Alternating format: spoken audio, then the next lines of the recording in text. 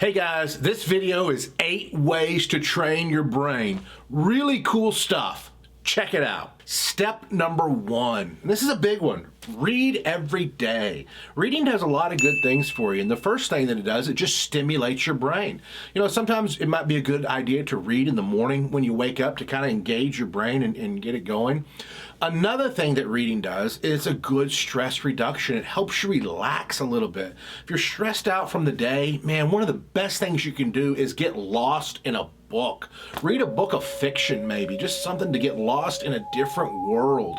If you read, it's almost like being a time traveler. You can open up that book and start reading about the 1800s and cowboys, and next thing you know, you're there. It is a way to forget about your troubles for a while, to relax and reduce stress. So not only does it stimulate your brain and get you going, but can also actually relax you. Another great thing that reading does is it makes you knowledgeable about more subjects. Have you ever talked to somebody and they're just so interesting to talk to? Recently I was talking to somebody and I said, man, my back hurts. He said, oh, this is exactly what you need to do. And he gave me these exercises that I needed to do. And then I started talking about another topic and he knew about that. And then he knew about this one. He was such an interesting person to talk to because he was knowledgeable about so much. You'll become a more interesting person when you are knowledgeable about more stuff. And how do you get knowledgeable about more subjects? You read about it. And the last way that I think reading helps you is it maybe helps you with your creativity a little bit.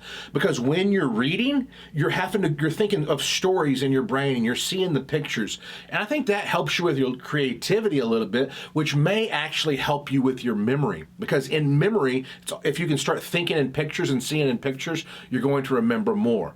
So the first way to train your brain is to read. Number 2, write stuff down.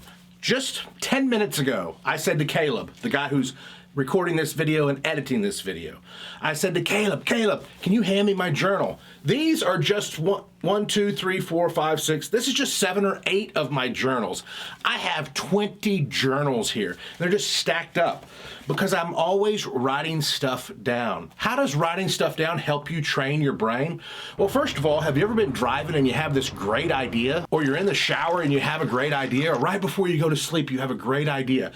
Why do we have great ideas when we're in the shower or when we're about to fall asleep or when we're driving? We have these great ideas at those times because our brain is relaxed. And when our brain is relaxed, it's able to think more clearly and better, and so the ideas more freely come. But here's the problem. The ideas don't always last that long. Boom, we have this great idea. And then when we get home or we get to the office, we think, oh, what was that idea? It was such a great idea. We need to write our ideas down because they are fleeting thoughts.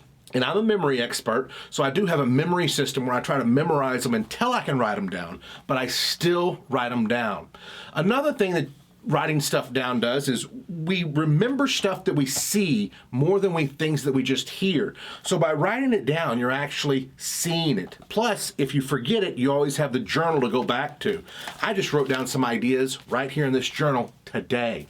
Next, it helps you become a more clear thinker. When you start writing stuff down, there's a magic behind it. And it's kind of like brainstorming. You'll write it down and you'll see it there, and that might lead to another idea. And so you write there, and then you can just keep writing.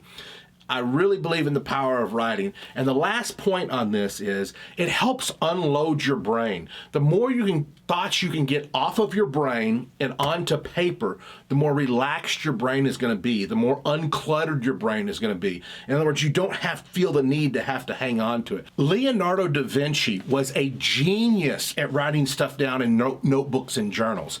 I recently purchased this. This is Leonardo da Vinci's notebooks and journals on so many different subjects. Every time he had an idea, he didn't let it clutter up his brain. He wrote it down, he put it on this journal, and this was a great way of brainstorming for him. He would write something down like, why do birds fly? Why do they slow down right before they land? Then he would close his journal and he would go throughout his day. 2 hours later, the answer, aha, would come to him. But writing it down helped crystallize that question in his brain. Number 3, exercise. You have to exercise. The form of exercise that I like to do most is jujitsu. I've been doing jujitsu for 6 years now. At the recording of this video, I am a purple belt. I tell people always find an exercise that maybe you enjoy doing so you almost forget that you're exercising. Maybe you just like going for a walk in your neighborhood or riding bicycles or playing tennis. For me, it's jujitsu. But you really have to exercise and you have to make that a part of your daily routine. The first reason is it creates clarity. My friend's dad, he's a wise man. He once said that exercising for him is like wiping away the cobwebs. He likes to swim and he lives at a lake. He'll get in that lake and he'll swim for 30 minutes. He'll get out and he just feels so clear-headed. And that is a magical thing that exercise can do. Not only does it make you mentally more clear and focused, it makes you look better. It makes you feel better. And when you look better and when you feel better, you're going to be happier. And when you are happier, your brain is going to be more able and more capable of doing the things that you want it to do and accomplishing your goals. Number 4, stick to a routine. Sticking to a routine is very helpful, more helpful than you might think. Number 1, it prevents decision fatigue. Decision fatigue is the idea that the more decisions you make in the day, towards the end of the day, after you've made a lot of decisions, your decisions become worse. They become weaker. So you want to stick to a routine to cut down on the number of decisions you have to make in the day. Somebody who really takes this principle to an extreme is people like Mark Zuckerberg, the founder of Facebook. If you look in his closet, it's a closet full of the same color shirts because he doesn't want to have to make a decision that day of what shirt should I wear. In other words, he's eliminating decisions, even the smallest decision on what shirt should I wear today. He just gets in the closet, gets it out, puts it on, and goes. This helps him prevent decision fatigue, making too many small decisions. So you set a routine too. Get up at the same time. Maybe have the same thing for breakfast every day. Maybe you don't have to wear the same type of clothes every day, but maybe that's a good idea. Or maybe if you want to decide what you're going to wear, decide the night before, and that way you'll go to sleep, and in the morning, boom, you don't even have to make a decision. It's right there. That's a workaround of not wearing the same clothes every day. And I think it's going to help you achieve goals every day. And one of the reasons it'll help you achieve more goals is because you just have structure. If you're sticking to a routine, make the routine the important things and do the important things first. For example, I can have a day that, hey, every Tuesday, this is the day we're going to record our YouTube videos. Every Wednesday, this is the day we're going to research our YouTube videos. And if I can get into a routine like that, I'm probably going to have accomplished my goals of releasing more videos. So get into a routine. It's going to help you achieve your goals. Tip number 5, remove distractions. And what could possible distractions be? Turn off your cell phone. If you're trying to study for a test or work on a project or accomplish a goal, and you've constantly got your friends texting you, ding, hey, you want to go see a movie tonight? Ding, hey, you want to meet for dinner tonight? Ding, hey, you want to go to the baseball game tonight? Or you've got the urge to pick up your phone and look on Facebook or look on Instagram. Turn off your phone. Remove the distractions. Study in a place where people aren't going to want to talk to you. There's a hotel lobby that is just so set up so good downtown that I can sit in this one booth and I put in earphones. Why do I put in earphones? It's not attached to anything. It's not attached to my laptop. I'm not listening to music, but I put in the earphones so everybody thinks I'm listening to music so they don't come up and talk to me.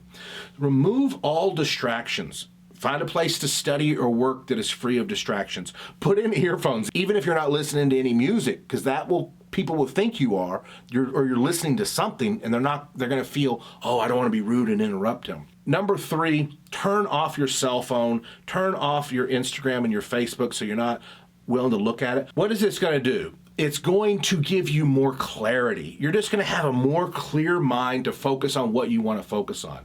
Next, it's going to make you more focused. If your brain's not looking in all these different directions and all around you at all these distractions, you're going to be more focused, and then you're going to be better able to attack the real problems. Looking at your Facebook is not the real problem. eliminate it, be focused, and attack the real problems. And finally, this is just going to be a more efficient workflow. You're going to be moving from problem to problem, solving stuff, getting stuff done, accomplishing things, ding, ding, ding, accomplishing tasks, and that's going to be awesome. Tip number 6, meditate. This is a big one, and this is one that I need to do more because I believe in it so much. I'm a person that kind of can get a little bit anxious about stuff and have a little bit of anxiety. If I can find time to meditate and relax, this does a lot of good stuff for your brain. Number one, it reduces stress. When you reduce your stress, your brain's going to work better for you. When you're stressed, something in your body is produced called cortisol. And cortisol is going to hurt your memory, it's going to hurt your brain, it's going to affect your ability to think. Meditation reduces stress. More than that, it's going to give you a lot of clarity. You're just going to have more clarity about what you want to accomplish because you're going to have a relaxed brain. Meditation will also give you some inner peace. You're going to be more calm and more relaxed. And when you get done with your meditation or in the process of this meditation, you're probably going to even be able to define your workday a little bit better. Know what's important because you're thinking more clearly. And it probably, because you're thinking more clearly and you're more at peace, you're going to be able to really define what are the goals that are important to you. When you have inner peace, when you're peaceful inside, you're going to be able to define the goals that are really important. Like, what are the goals that are important? Having good friendships, spending time with your family, making a difference in the world. Sometimes we get caught up in the goals like, oh, I want to buy this fancy thing or I want to do this, not because we want the fancy thing, but because we want to impress people. So if we're more calm and we're more centered and we're more at peace, I think our goals will even become more meaningful because we're already at peace. Tip number 7, practice gratitude. This is a big one. You know, recently I was kind of getting really stressed in my life and I felt like, man, I should be doing more in this area or I should be doing more in this. And I talked to somebody and he really just kind of corrected the way I was thinking. He said, man, look at this in your life. Aren't you grateful for that? I said, oh man, I am grateful for that. He said, look at this. Aren't you grateful for that? I said, man, I really am grateful for that. And he really shifted my thinking from being anxious and having anxiety and stress about the things that I hadn't done or the things that I didn't have. I shifted that focus to being grateful and thankful for the things that I have been able to accomplish, or the things that I have done, or the things that I do. This attitude of thankfulness and gratitude actually made me appreciate the things that I had accomplished even more. In other words, when I walked away from that conversation with that guy, I'm like, man, I am so thankful for that. I appreciate that so much. Before the conversation, I wasn't even thinking about it, so I certainly didn't have that appreciation for it. So being thankful and being grateful for stuff will actually make you appreciate the things in your life that you do have even more. And I think if you have an appreciation for things, you're like, man, I'm so grateful for that. I appreciate, man, I accomplished this goal. For me, I was kind of down on myself that I hadn't done more in the field of memory. And this guy just kind of said, man, are you crazy? You've been the USA Memory Champion twice. You've held the record for the fastest to memorize a deck of cards. You've held the record for the longest number memorized in 5 minutes in the United States. You've done this memory project and this one. And I was like, man, I am so grateful that I took the time to do those. I am so thankful and appreciative that they were so well received by other people. And when I started appreciating those more, then it's kind of spurring me on to want to do more goals. So I think if you are grateful and you are appreciative of what you have accomplished or what you have, it's gonna kind of naturally they're like dominoes. You hit one goal and the next one falls, and the next one falls, and the next one falls. So practice gratitude. It's gonna make you more peaceful. It's gonna make you more happy. Even if you don't accomplish more goals, it's gonna make you happier. And that's something grateful. And you know what? Maybe you're grateful for some people in your life, and maybe it's time to go tell them, hey, I'm grateful for you. Thank you. Tip number 8. And this is kind of a review of the write stuff down, but it's a little bit different. You know, keep a journal. Get yourself a journal. Da Vinci did it, and I do it. And again, we've already kind of touched this earlier, but it's just so important. Here's one thing that you might want to do. Write out your things to do list every day. And I do it. I write out my things to do list in this journal. Why? Because when I accomplish something, I write the word done by it, I circle it, and I cross it off and I check it. I mean, I'm like just making sure that at the end of the day, I want to see done, done, done, done, done. Because when you accomplish a goal, when you do something that's on your checklist, it builds your confidence.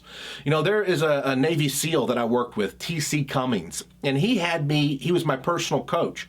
He had me every day when I got up making my bed. And you're like, why would a Navy SEAL tell you to make your bed? Here's the idea behind it. You make your bed, and then in your book or in your mental mind, you're checking off, boom, I made my bed today. So within the first 5 minutes of being awake, you've already accomplished one goal. That is the beauty of having written goals written down. If you have a bunch of goals written down and you check them off, it builds your confidence and it spurs you on to accomplish more goals, even if the goals is something as simple as making your bed. I'm a 2-time USA memory champion, and I really believe that you can train your brain. I believe part of what you've accomplished and what you will accomplish with your brain is genetics. Some people are just born brilliant, smart people, but I believe maybe as much as 60% is not genetics, but it's training. You're developing habits, you're developing patterns, you're developing thought patterns, and this will really affect the quality of your life. If you want to train your brain even more, and learn some memory training skills, I have a course called Black Belt Memory, and you can get it at the link below. But before you do that, if you enjoyed these tips, give me a thumbs up. Give me a thumbs up. I would love for you to smash that subscribe button because I always have videos like this coming out. Comment down below and tell me which one of these 9 tips you like the best, or tell me what you do to train your brain. And finally, I have a Black Belt Memory course. It's a program on how to train your brain. I'm a 2-time USA memory champion. I've held the record for the fastest to memorize a deck of cards. I have provided a free gift for you on how to improve your memory. It's down in the link below. Click that. You can get my free gift, and then you can learn about my Black Belt Memory course and see if you really want to take your memory to the next level. I appreciate everybody's attention. I appreciate all you guys so much. Thank you for watching. I'll see you on the next video. Okay, let me think. There's one thing on there that popped into my brain. Didn't write it down. That's right. That's true. I should have wrote it down.